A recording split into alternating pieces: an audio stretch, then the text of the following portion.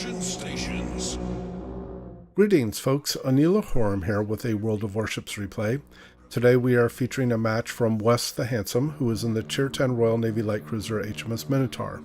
Wes has very graciously accepted my offer to host this replay on the channel, and this is based on the backstory of a World of Warships Facebook post that Wes put up sharing the results of this battle, and I asked Wes whether there were any particular teachable moments from the game, and this is what he said, and I'm quoting Wes directly here. A recurring problem for me is patience and teamwork. I too often rush in without support, and this game I didn't make that mistake. I also use low-lying islands for cover from torpedoes, whilst giving me plenty of space for my firing arcs to clear. Breaking old habits is a hard thing to do. I think this is really well expressed, Wes, and I know for sure that I can relate to it, and I think many people can as well. Wes is in a domination match on Hotspot. There are 2 aircraft carriers per team, one Tier 10 and one Tier 8. And Wes has made a couple of interesting choices around his upgrades. He has the magazine modification in slot 1, but he's also taking the Juliet Charlie signal, and these are redundant. And I had suggested to Wes that maybe he change the slot 1 upgrade to the main armaments modification instead. And the other interesting choice he has is in slot 5, where he takes the steering gears modification 3 instead of the concealment systems. And so he gives up about 1 kilometer of concealment to have basically a 5-second rudder shift.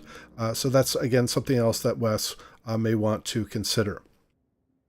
Wes is moving here to the Alpha Cap with some allies. We can already tell that he's been taking this approach fairly slowly to make sure that he's got some good support. We have a couple of cruisers as well as a Yamato, and the allied Khabarovsk, which was a little bit delayed in getting into the game, is now catching up with them and is going to move forward towards this cap.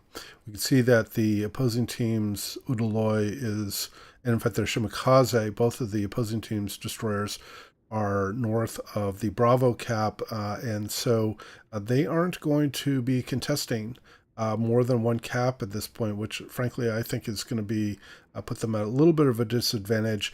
On the other hand, with 2 carriers in play, I can see that destroyers might be a little hesitant to move forward too quickly so that they aren't subject to immediate aerial assault as well as detection by planes, as this opposing Udaloy is that's in the Bravo cap.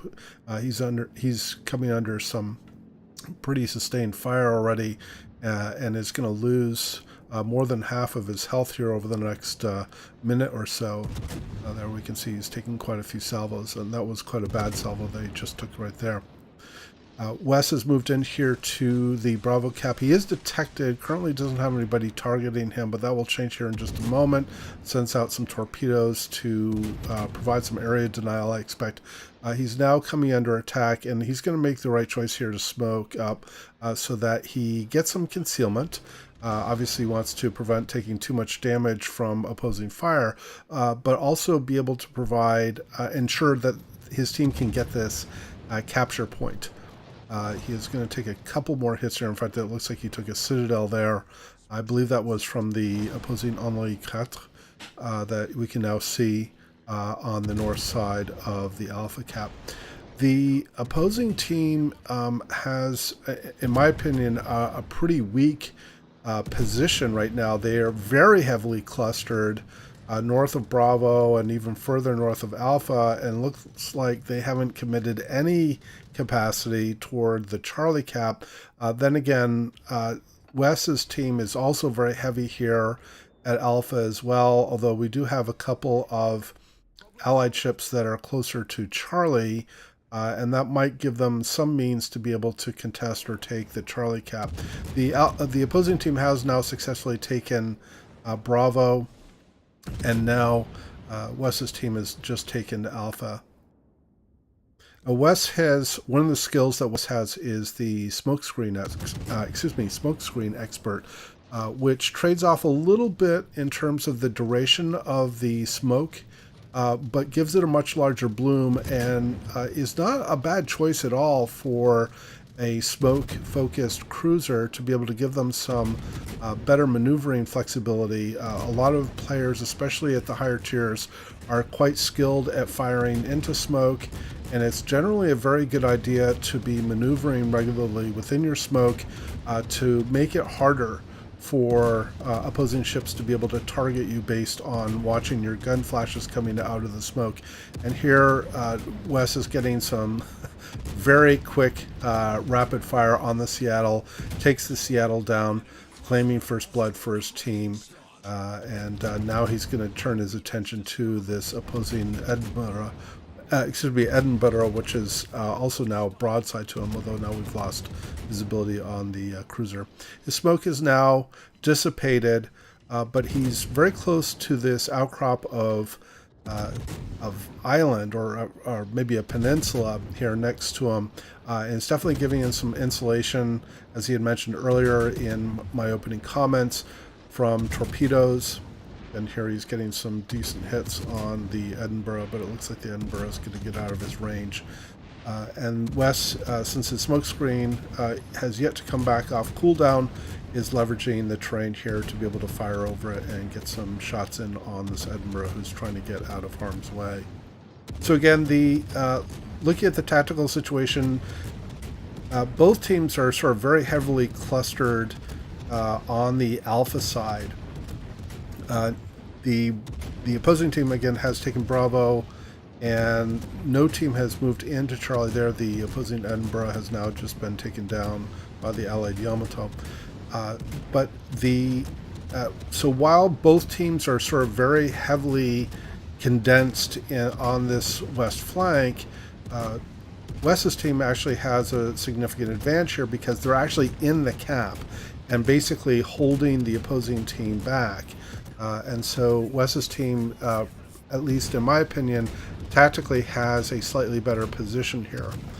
The problem that the Allied team has, in fact, the opposing Udaloy has just been sunk.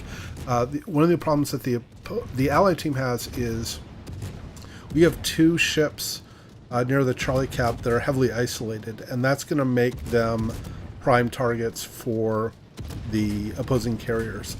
In fact, you can see that there are some bombers that are hanging around south of the Charlie Cap. Look like they're going after the Allied Yugamo, who's having trouble getting toward the Charlie Cap to try to take it. And then there's an Allied Hipper on the 9 line that's completely isolated, and he has no support. So if he were to run into any significant opposing forces that we were last detected on the north side of Charlie, or if he comes under aerial attack, he may have no support.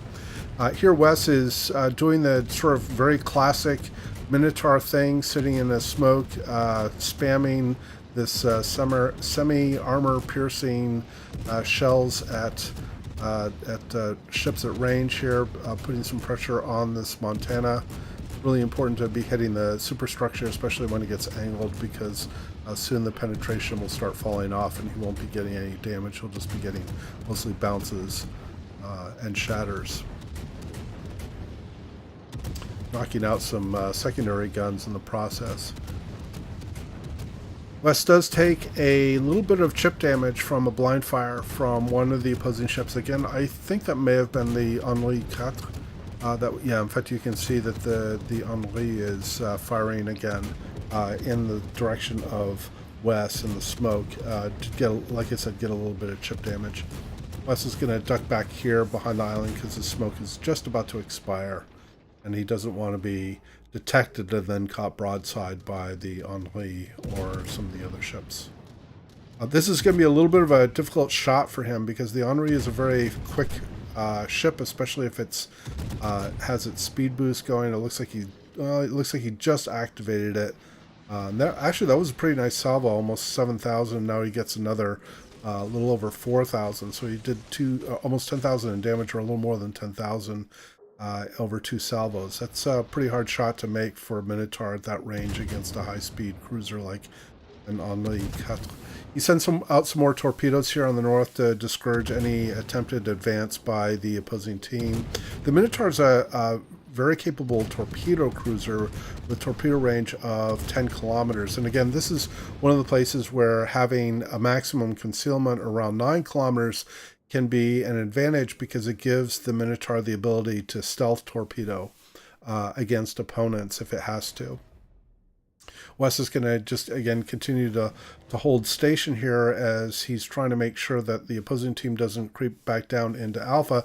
But the Allied team does have a lead. Well, the opposing team has now evened up the ship count, but the Allied team does have a lead based on points because the Allied team did take back Bravo, or did take Bravo from the opposing team.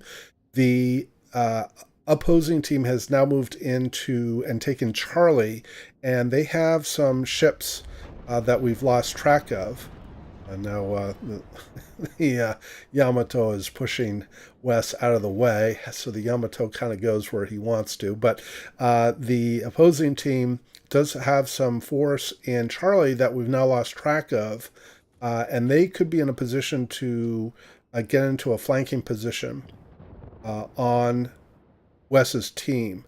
So it's going to be important for Wes's capital ships, his allies, to move more toward the center of the map to provide some defense of both Alpha and Bravo and to prevent a flanking maneuver by the opposing team. So Wes is going to move more into the Alpha cap and reposition in a way that allows him to put more fire on some of these opposing ships that have remained on the north side of the map, but also it's going to give him a position to be able to attack ships that may be attempting to move from Charlie towards Bravo. One of the other big advantages of the Minotaur and Wes's position here, especially for his allied Yamato, is the Minotaur has among the strongest base anti-air complements, if not the strongest in the entire game. And so it's not uncommon that Minotaur players don't need to really even spec into any anti-air skills or upgrades. Again, some more torpedoes here for area denial. But they generally don't need to spec into anti-air skills or upgrades because the base anti-air is so powerful. And most carrier players tend to stay clear of Minotaurs. And I, in fact, from my own experience, the experienced carrier players that I have played with generally fear Minotaur more than most any other cruiser in the game, even over Des Moines and even to some extent over Worcester. So, but here the opposing aircraft carrier was able, now that I've just espoused the strengths of the anti-air, the opposing aircraft carriers were able to get a pretty successful torpedo drop on the Allied Yamato, who was able to weather that attack pretty well, partly because the Yamato has very good torpedo damage reduction, but also with the new carrier gameplay, the alpha damage from the aerial torpedoes, frankly, is pretty limited to, I think it's only 2,000 or 3,000 hit points per torpedo. Now we do have an opposing Neptune that has moved into the Bravo cap. He's completely out in the open firing. I'm not sure whether he felt like he had smoke about to come up and he'd be able to get into some concealment, but he's making himself very, very exposed. He's very vulnerable. He's now turning full broadside to these armor-piercing shells there. Wes has just earned Confederate. He's also landing some citadels on this Neptune, and this Neptune is not long for this world at this point. So I'm not sure what this Neptune player was thinking there. Wes does get the kill, so great job on focusing down that cruiser. The Allied team has a one-ship advantage at this point, but they have about a 250. Well, I was going to say now they have a no-ship advantage, as they just lost their Yamato to the opposing Saint Louis, but they still do hold a point advantage of almost 150 points, or a little more than 150 points. And what's most important at this time is to retain control of Alpha and Bravo. The Allied team has no more battleships. The opposing team does have one battleship left. Both teams have their aircraft carriers, and both teams have one destroyer. Now, when I play Minotaur, I actually play a radar Minotaur. I prefer that capability, and I like using terrain to provide me some insulation from opposing fire. Um, Here, Wes is definitely leveraging his smoke quite handedly, putting some a pretty strong fire on this opposing lion at range. Lion is now going to succumb to fire from the Khabarovsk, and Cap defended, although the opposing team has now just lost the Khabarov due to a detonation from the opposing aircraft carrier. So things are still pretty close. I mean, the Allied team does have a point lead, so it's important that they retain that. But we can now see that the opposing Shimakaze has moved into the Bravo Cap. The Bravo Cap is being taken. We can't see. Okay, now we have now detected the Shimakaze, and almost for sure torpedoes are now coming from the Shimakaze into the Alpha Cap. This would be a point at where I would activate hydroacoustic search. I agree with the intention here of Wes to now move towards the Bravo Cap. We really have to be very careful to make sure that the cap stays defended. And we really do need the carriers to keep the destroyer detected.